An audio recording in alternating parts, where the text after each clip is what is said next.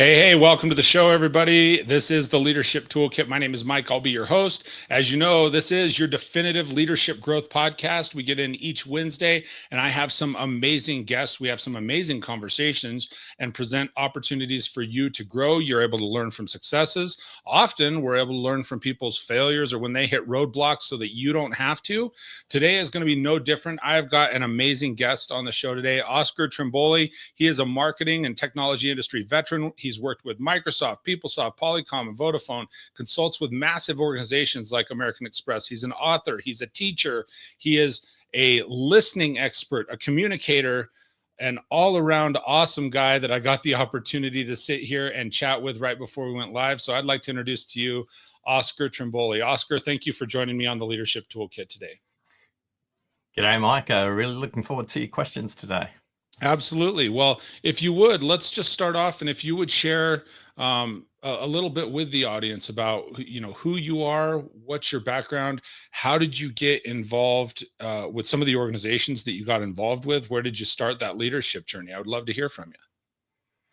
I think you have to roll the clock back to April of 2008. I'm sitting in a boardroom, budget setting meeting, Sydney, Seattle, and Singapore. I'm a marketing director at Microsoft. And the meeting's supposed to go for 90 minutes, and 20 minutes in, my boss looks me straight in the eye across the table and says, "Oscar, we need to talk immediately after this meeting." Well, Mike, I don't know about you, but when somebody gives you the honey, we need to talk conversation, I'm spending the rest of the meeting, number one, not listening. Number two, figuring out how many weeks of salary have I got left. And number three, who are the 5 people I need to call because I'm surely getting fired. Interestingly enough, the meeting finishes early. My boss asked me to close the door because what she has to say to me is really important and she wants to do it in private. So as I close the door and start walking back towards the boardroom table, she says, "You have no idea what you did at the 20-minute mark, do you?" And I thought, great, I'm getting fired and I don't even know why. I sat down and she said, "If you could code how you listen, you could change the world." What I heard was, woohoo, I've still got a job. And right. for leaders out there, what you say and what they hear can be two completely different things. And since then, I've been working to code not how I listen, but how the world's best listeners listen in the workplace. We've got a database of 35,000 people who've told us what gets in their way when it comes to listening. We've got jigsaw puzzle games, we've got books, we've got all kinds of training programs for organizations like that. So yeah, a decade and a bit, nearly 2 down the track, can consistently say the difference between hearing and listening is action. And to Tracy, thank you for listening in that moment. And I'm still coding what the best listeners in the world do. I love that statement that you just made, and I was jotting it down here. Hearing versus listening, the difference is action. And so can you take a minute as we're even diving in here, and I put up on the screen here too, regardless of where you may be listening or tuned into the podcast from, whether you're on Spotify or YouTube or Apple Podcasts, I have up on the screen, you can go to listeningquiz.com, spelled just like that, no spaces, listeningquiz.com to sign up and get a listening assessment. And like Oscar said, you connect with him there, but over 35,000 people have done that. Can you help define that a little bit more for me? What, if you're saying, so listening is listening and action. So if hearing is just taking in the auditory sounds, can you break those two down for me a little bit more, Oscar, if you would? Yeah, so the difference between hearing and listening is action. And most people think that listening is in the moment. It's in that meeting, it's in that team meeting, it's in that town hall. Listening happens before, during, and after the conversation. And if you ever wonder how you can listen after the conversation, take a bunch of notes with action items on them. Don't do any of them. And then come back to the next meeting with that person. And because you haven't done any of the action, they think you haven't heard them. they think you haven't listened to them. And it's worse if you're in an organization. We have these wonderful things called employee surveys, employee engagement surveys, All right. all of these things, annual balloon festivals and cake decorating competitions to make sure you fill in your survey. Most employees do it because they have to, not because they want to, because the organization doesn't do anything from the previous year. So when I'm speaking to organizations in public events where there's many different organizations present, I just say, hey, put your hand up. If you do an annual employee survey, the whole room puts their hand up. It's Sure, like, sure. that's awesome. Please put your hand up if you have published your action plan from last year's survey and delivered on the top 3 deliverables. Most times we have 5% of hands in the room up because most people are hearing at a system level. They're not listening, which is taking action. And one of the things that frustrate people that take the time to tell you their issue, their problem, their improvement, something to get breakthrough in performance, if you ignore them, they'll cut you some slack the first time, but do it the second time. They just won't offer up any suggestions, and you'll have a very, very different workforce than if you actually put the action plan in place. So whether that's a one-on-one conversation, a team meeting, or an organization level, Mike, listening is about the action you take. Very well presented. Obviously, like you were saying, you said that your boss had said to you, "Hey, if you could code how you listen." Mm. So I'm curious, as we're sitting here chatting, the during and the after makes sense to me. Like if I'm listening during something, just like this conversation, you and I will sit during the conversation and have an exchange of words, have an exchange that's hopefully helpful to people that are tuned in and listening, right? The after the conversation, even as we were starting, I said, hey, well, I'll make sure and send you this stuff and I'll do these things and there's some deliverables on it. I understand that. How do you prep for the before part of the listening? Can you expand on that for me? Yeah, that's pretty simple. Most of us think of listening as jumping into a car with no direction. We're just driving down the road. Okay. Well, if you get into a car, whether you're going on a long trip or a short trip, you probably want to know the destination before you start. A very simple question for a one-on-one is, what will make this a good conversation? This has got nothing to do with the agenda. The agenda is the agenda. But what will make it a good conversation is a very simple phrase you can text to somebody, email to somebody, even at the beginning of the conversation. If you could say to them, what will make this a good conversation? Now, Mike, really important thing not to say. What will make this a good conversation for you? We're actually not interested. What will make it a good conversation for you? Communication is a simultaneous equation. It requires the intersection of a speaker and a listener in a one-on-one, in a team meeting. It's no different. It's to the power of N. And when it comes to big, large-scale meetings like town halls, you have survey tools you can do in the moment with interactive tools or some kind of form. If you ask somebody, what will make this a good conversation for you, you're moving their orientation to be very selfish. They can make it all about them. They can make it all about the department. They can make it all about the organization. Listening well, you're focusing on the other speaker. Listening at a world-class level, you're not just listening to what they're saying, you're noticing the progress of the conversation. So if we want to notice the progress of the conversation, we need to say, what will make this a good conversation for you? The reason we want to do that is we get a GPS or compass setting for the conversation. And Mike, I don't know about you. Have you ever got into a situation where you're desperate to interrupt somebody, but you think it might be rude to do so? Absolutely. Yes. That's happened on the show. I mean, Yeah. where I'm like, oh, I got something here. I got to say this. And then that's part of the reason I sit here and take notes, because I will forget. So the short answer is yes. And interrupting is not always rude or poor listening. Using the output from the question, what will make this a good conversation? I can say to Mike, hey, 10 minutes in, Mike's going around and round and round and round in a story. I can say, hey, Mike, at the beginning of this conversation, you said X would make it a great conversation. How are we tracking? And Mike might say, oh, yeah, got a bit off track there. Let's do it. Or he might say, oh, actually, no, I need to finish this story. Or something else might emerge. But because we've got Mike's own words and the permission slip, what will make this a good conversation? And we're remodeling listening, by the way, because we said, hey, we heard you say this at the beginning of the conversation.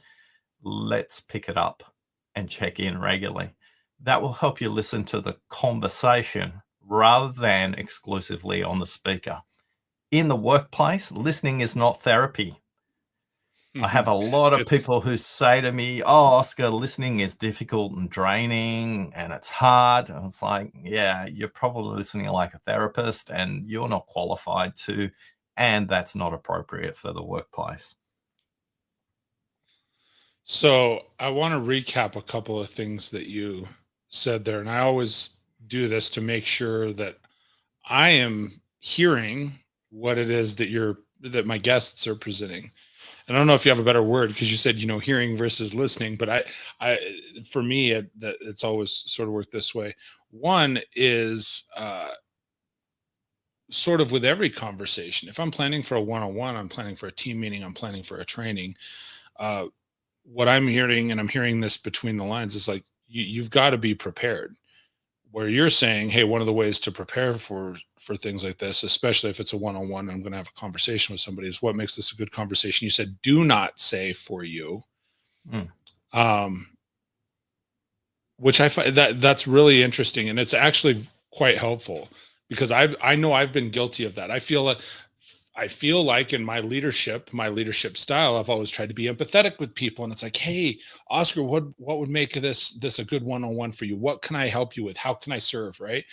And I think those sorts of conversations from time to time, those are the things that can turn into the therapy sessions. Yes. Yeah. And notice the difference between service and being a servant. It's a totally different intention. If you're turning up in service of the conversation, well, you're trying to make it progress. You're trying to get an outcome, and you're trying to get that other person to explore their thinking in a completely different way. If you're turning up as a servant, that's a very different intention. And I think a lot of people get confused with the concept of service versus servant. A servant intention is, you're more important than me. I'm here to serve you, and whatever you say, I'll do. That's not a commercial workplace. A commercial workplace is full of trade-offs, a group of equals. No matter what your title says, we're all trying to move it forward. So notice, is your intention in the conversation service or servant? Because empathy overplayed, you show up as a servant. Empathy overplayed, you show up as a servant. That's a good statement. It's a really good statement. So I'm curious, as we're talking about, we're talking about listening. We're talking about a lot on one-on-ones or these individual engagements. How does something apply like this on maybe a grander scale, or from a let me reframe that, because that's not going to come out properly. How does it apply in a from like a leadership aspect? I'm leading a group of 8, 10, 12 people in a department, and I have obviously 8, 10, 12 different opinions. How can I be a better listener from a leadership viewpoint when I'm engaging with my team? So I'm going to get to that question, but I want to point out to everybody who's watching and listening what just happened for Mike. Mike had a first go at the question, and then he paused, and then he said, I've got a better way to express this idea. And he did round 2. Now, I could have interrupted and answered the first question, right? I could have done that. Know the neuroscience of listening. When you speak in a range of 125 to 150 words per minute. Yet you think in a range of 900 to 1600 words per minute. On average, let's say 900 words per minute. That means that the first thing somebody says is 14% of what they think and what they mean. Okay. Very, very few of us can express eloquently the idea in our head in a way that can be said so the other person can understand, let alone we understand it. And we just saw a beautiful example of Mike doing that. I didn't even set you up on that on purpose. I'm sorry to interrupt, but I'm going to say like that. As soon as you said, I want to demonstrate this, I was like, oh, here it comes. So thank you. No, it just makes you human. It's like a real workplace conversation. So if we just answer the first thing they say or jump in or solve or stop listening and try and move into solution mode, we're engaging with 14%. Said completely differently, it means 86% of what they think and mean hasn't been expressed by the speaker. That's why projects run over schedule. That's why customers pick competitors. That's why great employees leave and go to other organizations. That's why we have quality issues, because we don't just take that small bit of time to let them say round 2 of the question. Now, before I answer your question, Mike, I'm curious what that's got you thinking when you're in the position of the speaker, because the most difficult listening position in a conversation is not actually the listener, it's the speaker, because they have to speak and listen at exactly the same time. So what's that got you thinking now that I point out 14% of what we say gets said the first time? Well, there's 2 things that come to mind. One, I'm thinking of how many conversations that either I've been on the side of it or someone else has been on the side of saying, well, that's not what I meant. Right? Because and I've never heard it put that way before, Oscar, with the, okay, yes, I know someone speaks, 100, 150 words a minute or 90 to 150 words a minute, whatever that number is. I haven't heard the, okay, but you think, you're only, it's 14% versus 86%. So you're thinking, what is that, 8 times faster than you're speaking. And that was the first thing that cued for me, was all the conversations I've had in my leadership life that either I've said something to someone and they go, okay, got it. And then we come back together 10 minutes later or an hour later, and I'm the one saying, that's not what I meant. What I meant was, and you have to re-articulate it. So that's one thing. The second is, it took me to a place of, and when did the roles reverse here, Oscar? Because now I'm answering your questions. I think it's great. I love this sort of interaction.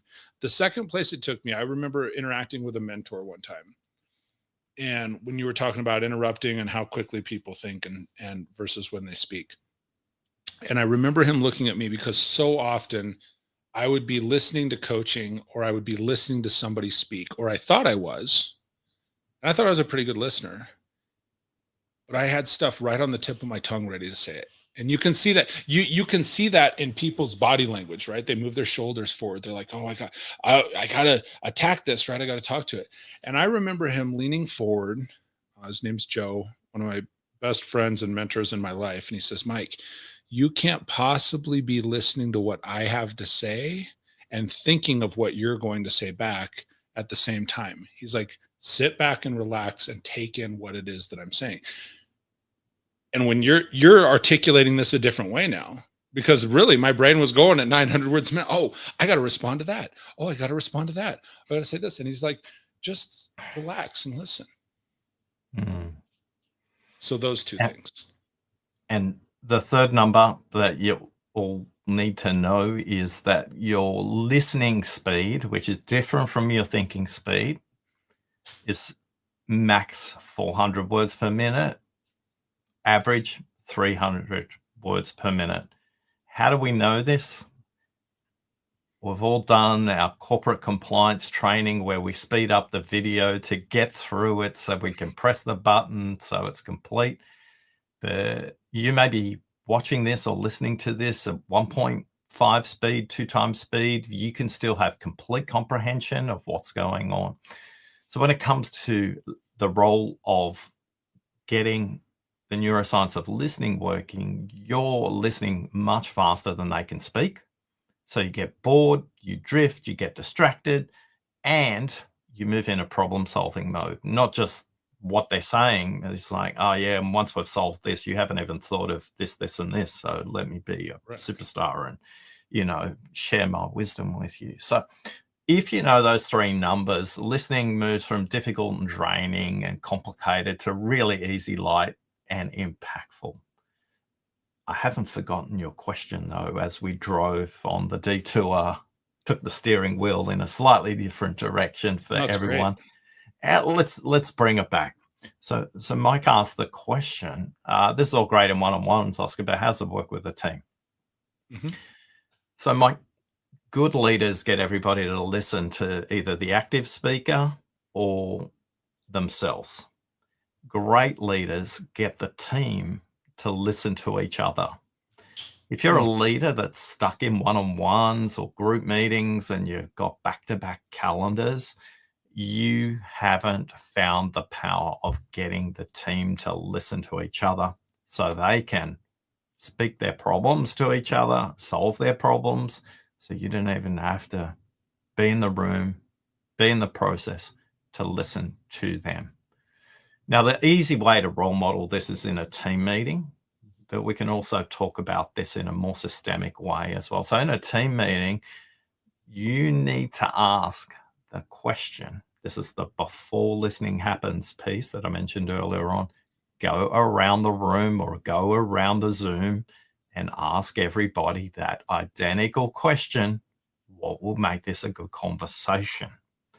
And the reason we want to ask everybody that question is, honestly, as a leader, you may or may not be interested in the response.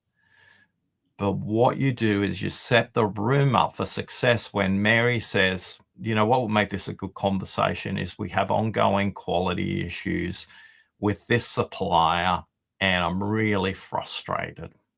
All of a sudden, Paul in finance goes, oh, I know that supplier. I better pay attention to this conversation. Now, if Mary didn't get a chance to say that, Paul would just be listening to the host or the active speaker in the conversation. And then Paul has the opportunity, if Mary doesn't speak up, to go, hey, Mary, I think what Mike just said might impact quality. What do you think? And all of a sudden, the team is listening to each other. If we don't set that listening container up for people, we're just going to have conversations that are going in one direction back and forth. As leaders, we want to set up as many connections across our team as possible to help us be as lazy as possible when we lead. So they can do their work that they're awesome at. But if they don't have the opportunity to hear what's top of mind for everybody else, that's very unlikely to happen. So Mike, a good leader gets everyone to listen to the active speaker. A great leader gets everybody to listen to each other. So the power of communication is not multiplied, but it's actually squared. So the mathematical potential in the conversation is much bigger. If we're just talking point to point, it's a pretty transactional conversation.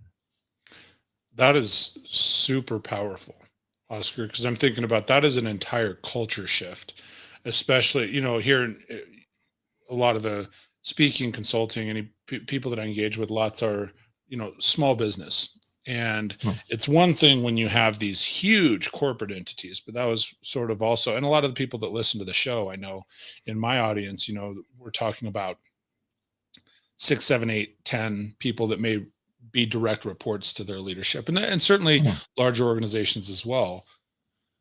But I think that is really, really powerful because that changes the whole dynamic. And I love the fact that you said, hey, it allows us to be as lazy as possible. Well, I'll share with you what that made me think of, is because we have something from the car business where I came from that says, we called it the meatball theory, right? And it's basically a I don't know why they called it the meatball theory, but that was one of the things the guy came up with. It's basically the manager that's holding their arms up, and they got the whole team on the platter right above them, and they're supporting the entire team.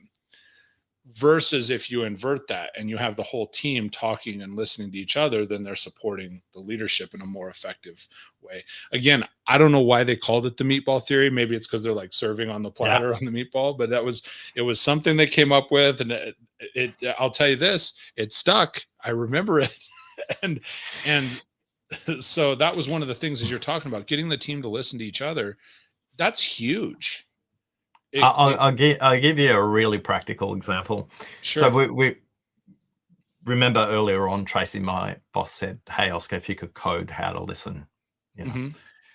So one of the things we've done is we developed software for team leaders.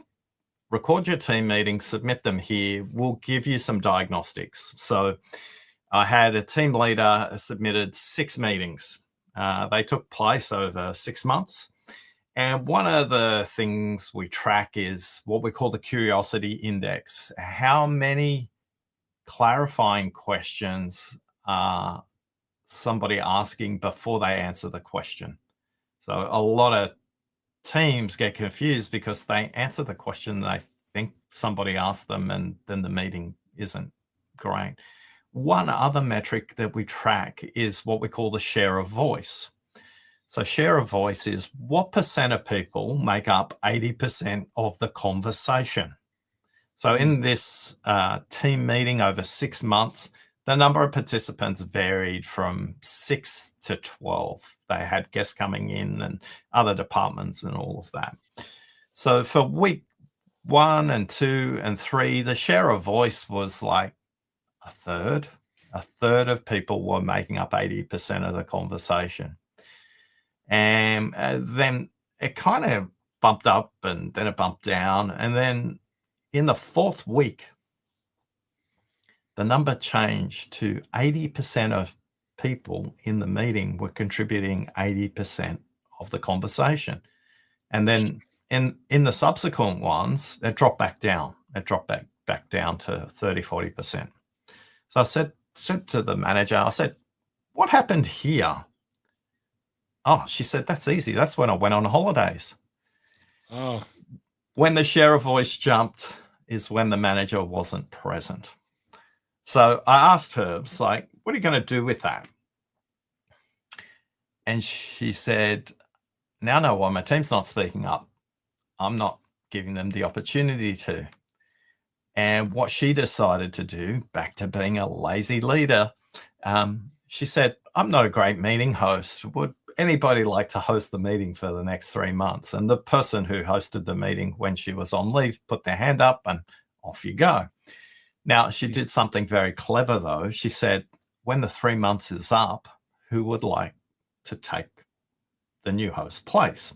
Second person put their hand up, and all of a sudden. Now, it's no surprise that that number, as they track their meetings, is well in the 80% of people contributing 80%.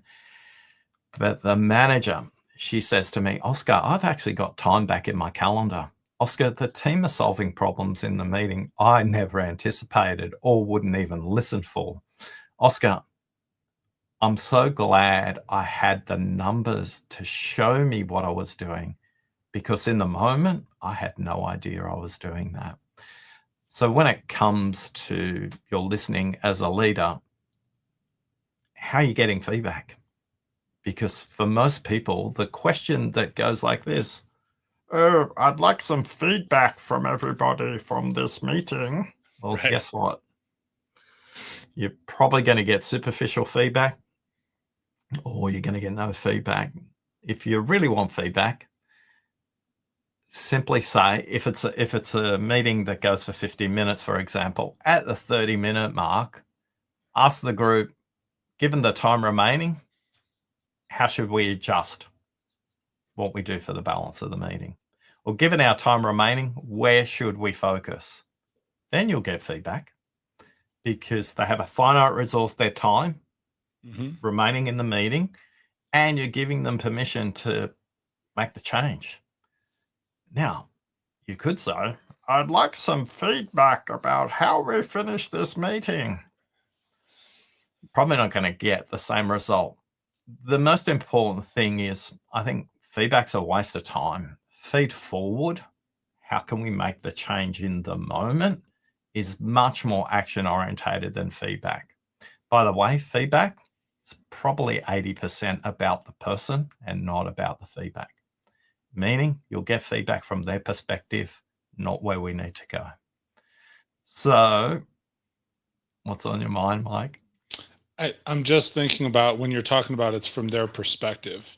It's the same thing with the manager that you said, okay, well, she was there doing the meetings, fourth week, she left. There's more engagement and so forth. One of the things I think we fall into as leaders, and this is what I'm thinking, we get so accustomed to managing from our perspective. We get accustomed to leading from our perspective. And whether that's, I've always compared it to this, like if I'm sitting in an office, right, I'm managing from that office out. It'll change your life if, as a manager, someone taught me this years ago. I wish I could remember who had said it. I know, like I said, my friend and mentor Joe McCloskey had mentioned this one time. He says you got to manage people by walking around. You can't manage from a desk. You got to manage by walking around. When you get out of your desk, it gives you a different perspective. So that's one of the things. Again, it puts me to these certain places that I can compare it to some of the coaching that I've had in my own business. And when you're saying, well, what are you thinking? I think it's really powerful, and people need to take note that it's, if all you're doing is managing from your perspective, sharing from your perspective, and asking for feedback from your perspective, you're going to create an echo chamber, of people that it's like, well, yeah, gosh, Oscar, we think it's been a really great meeting. Can we go to lunch now? Versus just tweaking it a little bit from one, I think it takes a really strong leader to empower people to do those things. It takes trust.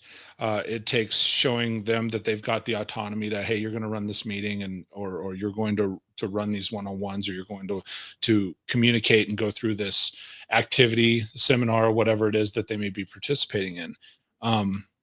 That also, I think, can help grow somebody's leadership, because people will look at it and go, wow, they're trusting me, they're trusting us to run these things and to actually empower us to make changes that we've been talking about need to make changes. We need to make changes to anyway. Right. So Yeah. those are some of the things that come up for me. And I like, I'll finish my thought on this. I really like and I wouldn't say that I've done the whole feedback thing, but so often I will go into team meetings or conversations, one-on-ones even. I've got this plan, right? Hey, this is the path we're going on. And sometimes, and I'll admit the failure on this, I'm more in love with the plan than the outcome. And the reality is, if you're really worried about the outcome and you want to see your team grow and you want to see results happen and you want to see people in your organization move forward, that one question, given the time remaining, how should we adjust? Given the time remaining, how should we close this out? And if we're honest, any leader that has a little bit of emotional intelligence knows sort of where they're headed. Stop halfway through and ask that question. It's super powerful. Super powerful. Yeah. And to build on that, I could ask you this question right now, Mike. Sure. I'm going to ask two questions, so bear with me. Okay. Given our time remaining, where should we take literally this conversation, right? So this gets you thinking in a particular direction, doesn't it, Mike? Sure. Now, Second question, Mike, given our time remaining, where do you think the audience wants us to go? Now we're bringing an externality into the dialogue. Earlier on, you mentioned as a leader, we can lead in an echo chamber. If you consistently use language that's internally referencing, that echo chamber is just going to continue on. Yet when I bring the external in for the audience, you're going to think about the impact of this meeting in a completely different way. In a workplace, that sounds like, given our time remaining, where should we take this conversation for our customers, for our suppliers, for the warehouse department, for the finance team, because they all mightn't be in the room at that time. And it is used to expand the thinking of the group from transactional to transformational, because once you're getting outside your system, you're thinking about it very differently. Therefore, Mike, given our time remaining, where do you think the audience wants us to go? Well, a couple things, and that's one thing I realized I didn't share with you at the onset. We usually about 45 minutes is my sweet spot. So given our time remaining, we're about 8 to 10 minutes or so, give or take. And it makes me realize a couple of things. One, I have not said this yet because we got into the conversation and I was listening to you. It's been a great conversation, Oscar. Thank you. If I can just say thank you so far, because it's been great. And the one thing I realized I have not done, and I always try to do this with my guests, a couple of things. One, I encourage you, everybody, connect with Oscar on LinkedIn. You can connect, look him up, Oscar Trimboli, OscarTrimboli. If you look him up, I've got the link on the screen. I'd spell it out so that way if you're listening on the audio, you can make sure to look that up later. Also, you can connect. His website is oscartrimboli.com. And then several times he had mentioned you can sign up for a listening assessment quiz or listening assessment at listeningquiz.com.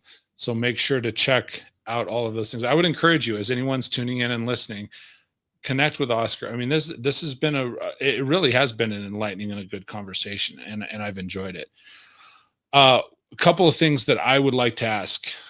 And first off, your latest book is How to Listen, Discover the Hidden Key to Better Communication. We have 8 minutes. I'd like to know the hidden key, Oscar. No, in all seriousness, I'm sorry. And here it is. Okay. So if you don't want to read the book, please get the book. Good leaders listen to what's said, and great leaders notice what's not said.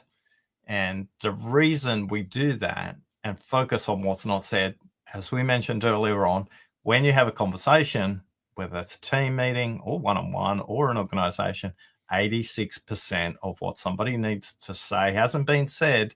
If you're trying to solve, you're trying to interrupt, you're trying to over-empathize and say, yeah, I've struggled with mergers in the past too. Let me tell you about the merger I was involved in. And all of a sudden, listening just to what they say. So the difference between a good and a great listener is a good listener will focus on what's said, and a great listener will notice what isn't said and help the speaker explore that. For bonus points, a good listener helps the speaker to understand what they think and what they mean. It's not the listener's job to understand what they think and mean, because most people don't. So if you just use these 3 simple phrases, you can help the speaker say what they think and what they mean. And you just heard a beautiful example of Mike using one of the code words, really. When they say really, it's getting closer to what they think and mean. Phrase number 1, they're all short, so even Mike can write them down while he's listening. I am. Tell me more. Tell me more. 3 words, really simple. Don't say like a robot, tell me more. It's like, just be a human about it. Oh, wow, that's fascinating. Can you say a little bit more about it? Whatever variation of tell me more you want to use. The next one. So tell me more keeps the conversation going in the same direction. And steering wheel, fixed position, accelerator going. Now, this next question, You're going to put on the brakes. We're going to change the gears. We're going to change direction. And what else?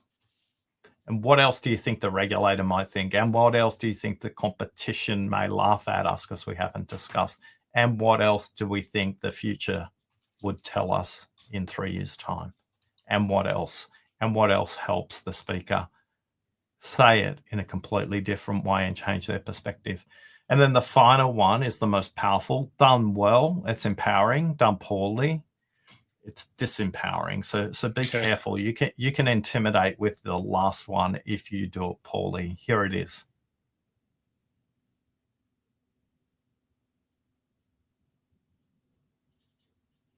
Silent and listen share the same letters. I got to put that in the. That's really, really good. And I anticipated as soon as you leaned into the camera, I was like, okay, here we go. I had to watch myself and say nothing because a lot of times I have to imagine you probably do that, like speaking on stage and so forth. You'll say, and here's the third one. And inevitably someone's go, well, what is it? Because we get so impatient. We're so accustomed to hearing what the next thing is. And silence is really, really powerful. I learned that I've been in sales and marketing for a long time. So silence is definitely a powerful tool. Yeah. And the silence is the hidden key to better communication. So one of the things that you said here, I just dropped my pen cap now. You said a good listener listens to what's said. And a great speaker listens to what is not said or sees what is not said. I want, before we go today, and I put the three things in the chat there, but I would like, before we go today, for you to expand on that statement. For what is not said. What are the things, what are the actions or the items that and I think I said speaker, but listener, what is said versus what is not said. What are the actions that have to take place for me to see or hear or observe what is not said to be a great listener? Yeah, and I'll respond in three distinct contexts: one-on-one, team meetings, organizational culture survey things, that wonderful stuff we were talking about earlier on. Sure. So in one-on-ones, it's helping the speaker explore a perspective they haven't. Okay.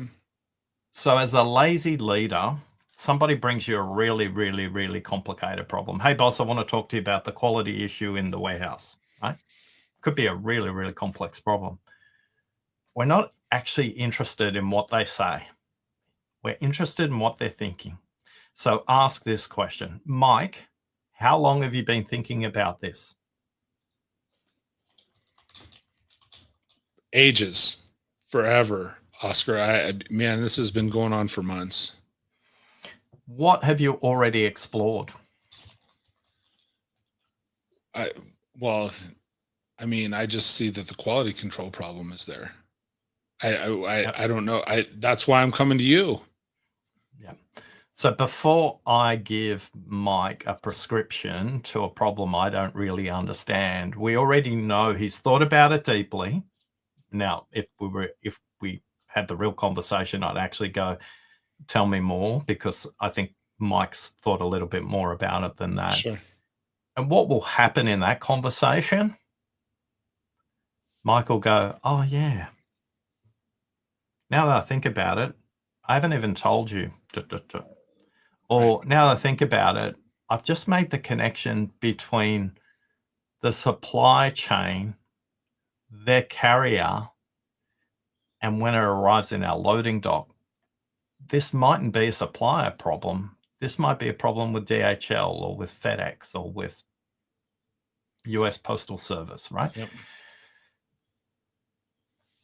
Help them fully explore their thinking. Now, sometimes Mike will say, oh yeah, I was thinking about it yesterday. Well, we know the kinds of questions we're going to ask Mike from that point on. Not going to be deep, complicated questions. We just want Mike to actually think about it, because it's like a whole 24 hours is probably a different kind of conversation. How long have you been thinking about this?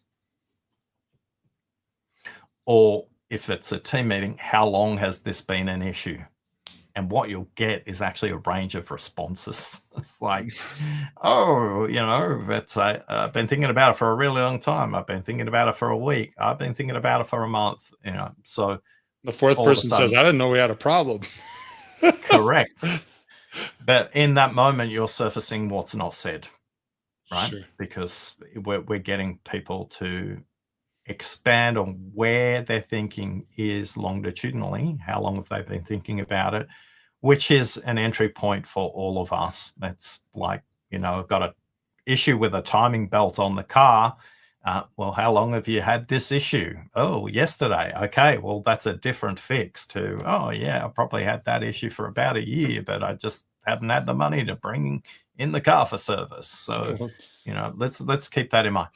So in team meetings, just to build for team meetings, who haven't you heard from in the dialogue? And sometimes it's people who are not in the room. So you might say to Mary, thinking about the finance department, what do you think they would be wishing we would have discussed that we haven't? And Mary goes, oh, I can tell you straight away, they're always on about cost control, and we haven't even talked about costs as it relates to quality. Right. All of a sudden we've got that. Or, hey, Peter, you're in marketing. What's the competitive lens on this? We haven't even discussed that. Oh, well, it's not competitor number one we need to worry about. It's competitor 3. They've got this quality issue nailed, and off we go. So that's how it applies in a group context. And then in employee surveys, make sure the employees are involved in designing the survey.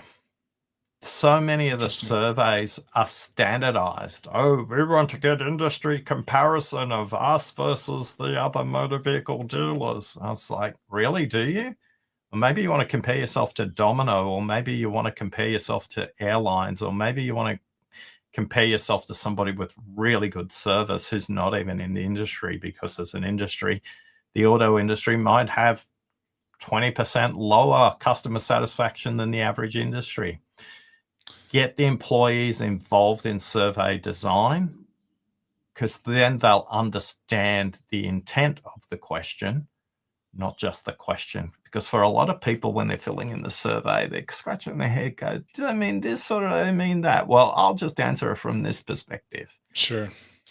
So be careful when you're constructing an instrument to listen to the entire organization.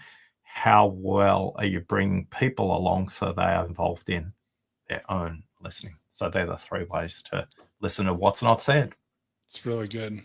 Well, I think when you're talking about getting people involved in the surveys, I remember seeing like an online meme or whatnot, and it's a talk show host interviewing somebody, and they were talking about, well, what's your favorite dish? Right. And if we were to ask, what's your favorite dish? Like at Thanksgiving, most people would say, well, I like the mashed potatoes or the turkey or whatnot. But the gal says, well, I really like mugs because you can hold them in your hand. And so it gives you a completely different perspective. And it's like, she didn't mean like a dish, like plates, silverware dishes. They meant so again, that's not what I meant. Right. So yeah. Perfect example there at the end. So, Oscar, if I may, I'm just going to sort of take this out here. I'm going to ask you for some final thoughts. I'm going to remind everybody here, please connect with Oscar. Go to LinkedIn and look up Oscar Trimboli. It's OSCARTRIMBOLI. And so you can check him out on LinkedIn. Certainly, you can check out his website as well.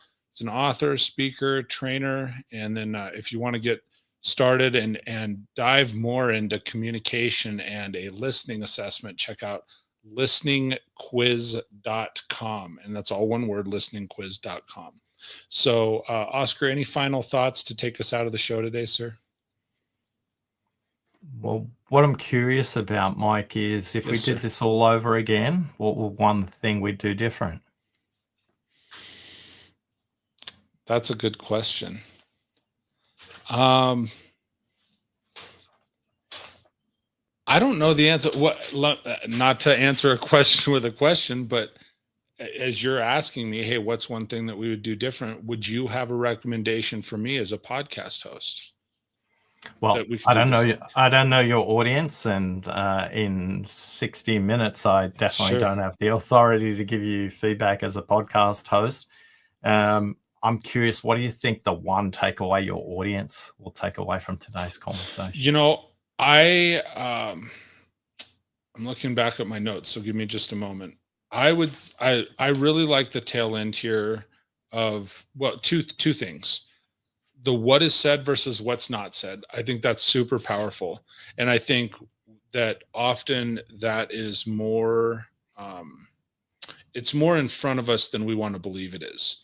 Meaning the what is not said, like there are so many other pieces, certainly listening, voice tone, tempo, body language. The what is not said, if I'm giving a meeting or I'm having a one-on-one, and that's been the cue for you several times. I have to know this because several times through the show we've been talking, and I probably twisted my face funny or did something, and you're like, well, what are you thinking? Expand on that. Right? Those are those cues, and I hope that people will tune in and watch the show on YouTube besides just listening to it, or watch it on Spotify, because I think that's something that's super powerful about video is and maybe I'm incorrect in that assessment, but I think I'm probably not. knowing you for the last 45 to 60 minutes, that you saw something in me, you saw that cue, and you're like, well, hey, let me get you to expand on that. So I think the what's said versus what's not said, super strong. The second piece that I think is one of the most valuable nuggets from this show is and I wrote it down, just getting the team to listen to each other. That is, as you have so many type A personalities in leadership and management, and people that move from entrepreneurial to now I'm running a larger company, and so I got to have all these 20, 40, 60, 100 employees, and so you always have to be that voice. And a couple of things. One, people are always going to walk away with your perspective. Two, that can become exhausting from a leadership viewpoint. I think that getting the team listening to each other is super strong. And that I think the businesses that grow the most and see the most, the best customer service, that grow the fastest, that have the biggest profits and so forth, are the ones where the employees are invested at that level. They listen to one another, not just you. So those I would say are the two things that are the biggest takeaways, at least for me. And I imagine, knowing my audience, those are and partly because I'm telling them, hey, write these things down. But definitely those two things. Going back to your previous question, because it gave me time to think my 900 words a minute while I was talking at less than that. What would I do differently? I don't know that I would do anything from this show differently. I've enjoyed the conversation. I think it was really good, and it was quite helpful. I know if I can learn something from my guests, I know the audience has. So I don't know that I would do anything differently. I think probably if we were to have a future conversation, would it be a different conversation after having gotten to know you a bit? Yes. Would I start my listening before rather than during the podcast and after? Yes, I would do a better job of that. Yeah.